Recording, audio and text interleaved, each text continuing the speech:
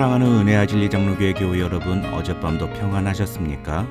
오늘도 우리가 겪는 여러 상황 속에서 하나님의 뜻을 분별하고 그 뜻대로 살기 위해 힘쓰는 하나님의 사람들이 되시기를 주님의 이름으로 축원합니다.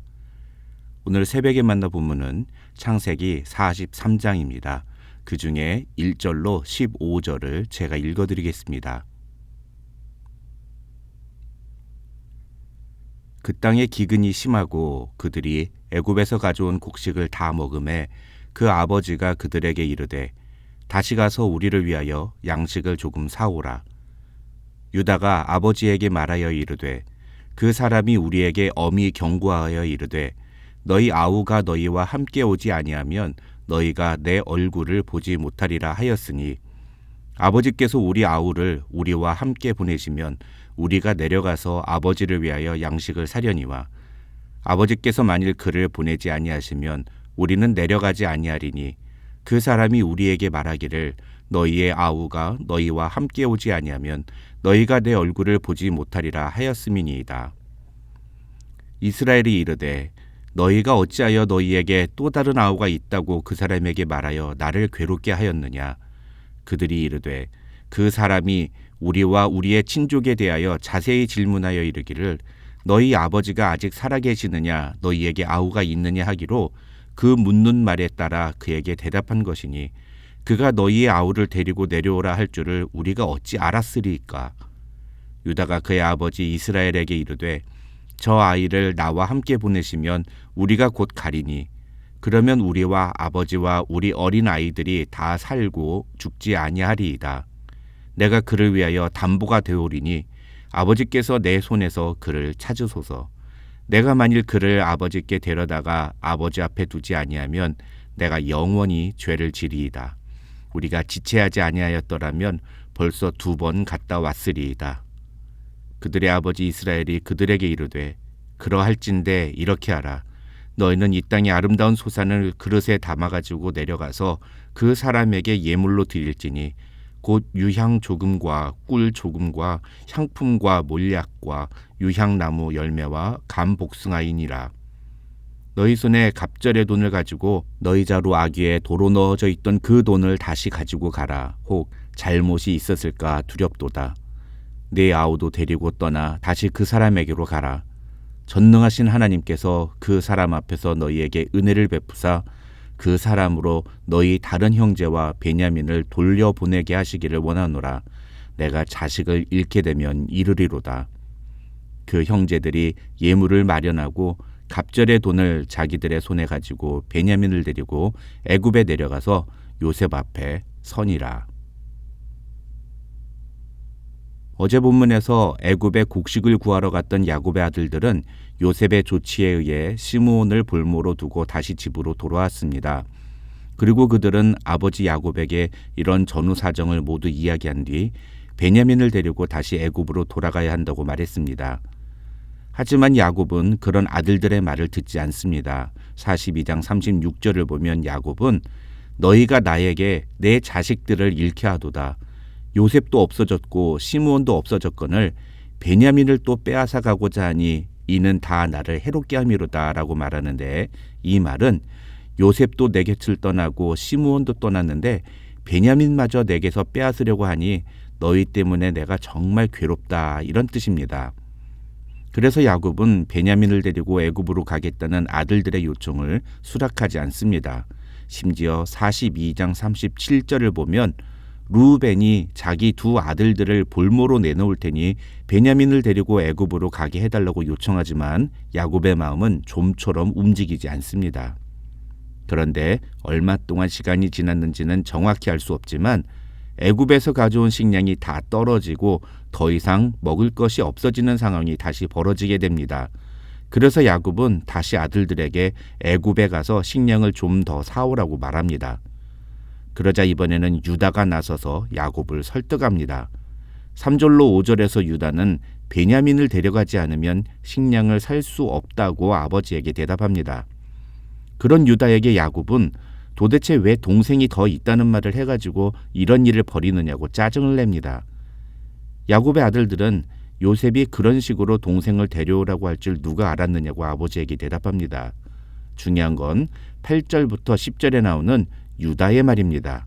유다는 아버지가 고집을 부리지만 않았다면 벌써 애굽을 2번이나 갔다 왔을 거라면서 자기가 책임질 테니 베냐민을 데리고 가게 해달라고 아버지를 설득합니다. 여기서 우리는 42장 37절에 나오는 르우벤과 오늘 본문에 나오는 유다의 모습에 주목할 필요가 있습니다.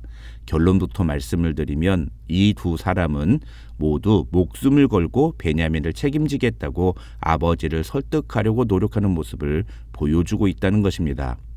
어떤 사람은 르우벤은 자기 아들들을 담보로 걸고 유다는 자기 목숨을 담보로 걸었다는 점에서 유다가 더 굳은 결단을 보여줬다고 말하는데 저는 오히려 그 반대라고 생각합니다. 왜냐하면 아버지는 자기 목숨보다도 자식의 목숨을 더 아끼는 것이 상식이기 때문입니다.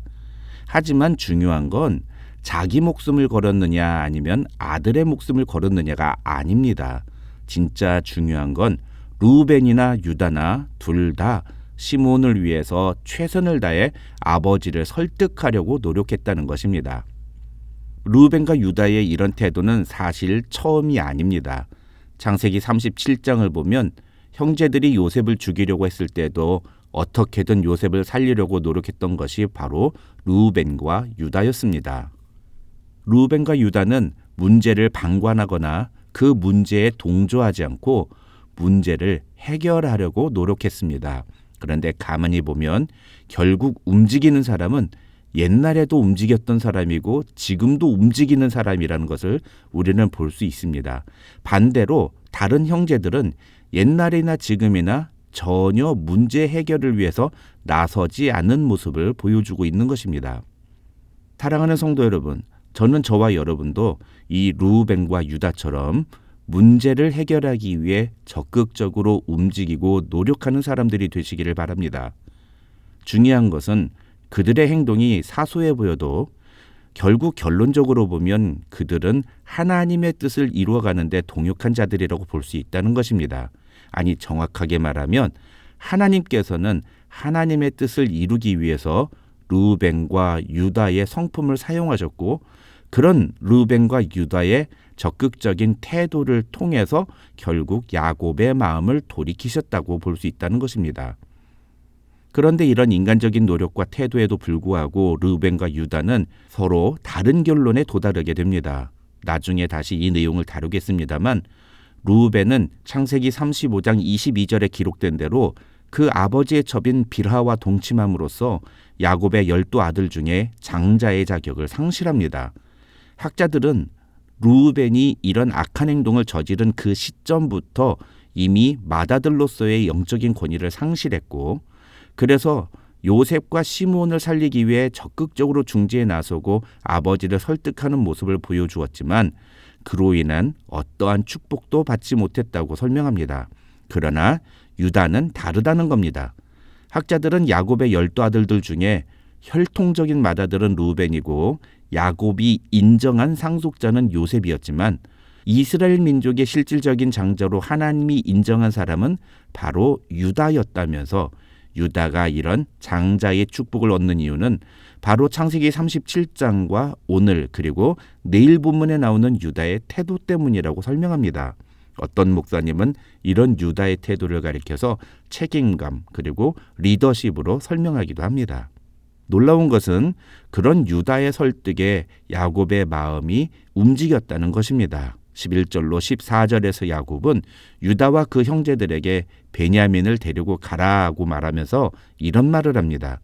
전능하신 하나님께서 그 사람 앞에서 너희에게 은혜를 베푸사 그 사람으로 너희 다른 형제와 베냐민을 돌려보내게 하시기를 원하노라. 내가 자식을 잃게 되면 이르리로다. 이 14절에서 야곱이 하는 말은 나중에 에스더가 모르드게에게 하는 죽으면 죽으리로다라는 고백과 거의 똑같은 말입니다. 이 말은 자신이 붙잡고 있었던 베냐민에 대한 집착을 내려놓고 하나님께 모든 것을 맡기겠다는 야곱의 의지의 표현이라고 할 수 있습니다. 정말 중요한 것은 그렇게 야곱이 마음을 바꾸자 야곱이 하는 말 자체가 달라졌다는 것입니다. 여러분, 42장 36절과 38절에서 야곱이 하는 말을 한번 보십시오. 또 오늘 본문 6절에서 야곱이 하는 말을 보십시오. 이 구절들에서 야곱은 지금 누구에게 집중합니까? 바로 자기 자신입니다. 너희가 왜 나를 괴롭게 하느냐? 너희가 하는 행동은 다 나를 괴롭게 하는 것들이고 너희 때문에 내가 죽을 지경이다. 이런 말을 합니다. 그런데 14절을 보십시오. 유다의 말에 마음을 바꾼 야곱은 지금 누구를 이야기합니까? 전능하신 하나님께서 그 사람 앞에서 너희에게 은혜를 베푸사 그 사람으로 너희 다른 형제와 베냐민을 돌려보내게 하시기를 원하노라. 야곱에게 이런 변화가 일어나게 한 것이 누구냐? 그것이 바로 유다라는 것입니다. 야곱이 왜 유다의 말에 그렇게 마음을 바꿨는지는 정확하게 알 수 없지만 어쨌든 유다는 아버지의 마음을 돌렸고 그것은 자기 자신의 상황에 집착하는 아버지의 시각을 하나님께로 돌리게 만든 그런 역할을 했다고 볼 수 있다는 것입니다. 사랑하는 은혜와 진리 장로교회 교우 여러분, 저와 여러분도 유다처럼 다른 사람들로 하여금 하나님을 바라보게 하는 역할을 감당하는 사람들이 되시기를 주님의 이름으로 축원합니다. 야곱이 시선을 자기 자신에게 고정하고 아들들의 조언을 거부했던 것은 야곱이 겪었던 아픈 상처 때문이었습니다. 이런 것을 가리켜 우리는 쓴뿌리라고 합니다.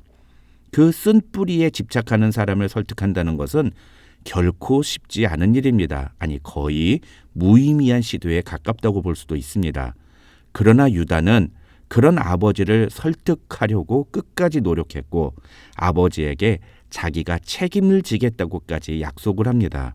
내일 살펴보겠습니다만 유다의 이 말은 빈말이 아니었습니다. 내일 본문에서 유다는 이 말 그대로 요셉에게도 똑같은 태도를 보여줍니다. 다니엘서 12장 3절을 보면 많은 사람을 옳은 대로 돌아오게 한 자는 별과 같이 영원토록 빛나리라고 성경은 말합니다. 저와 여러분도 유다처럼 자신의 아픔과 쓴뿌리에 얽매여 고통하는 사람들로 하여금 하나님을 바라볼 수 있도록 도와줌으로써 하나님께서 여러분을 별과 같이 빛나게 해주시는 그런 은혜와 축복을 경험하는 주인공들이 되시기를 주님의 이름으로 축원합니다.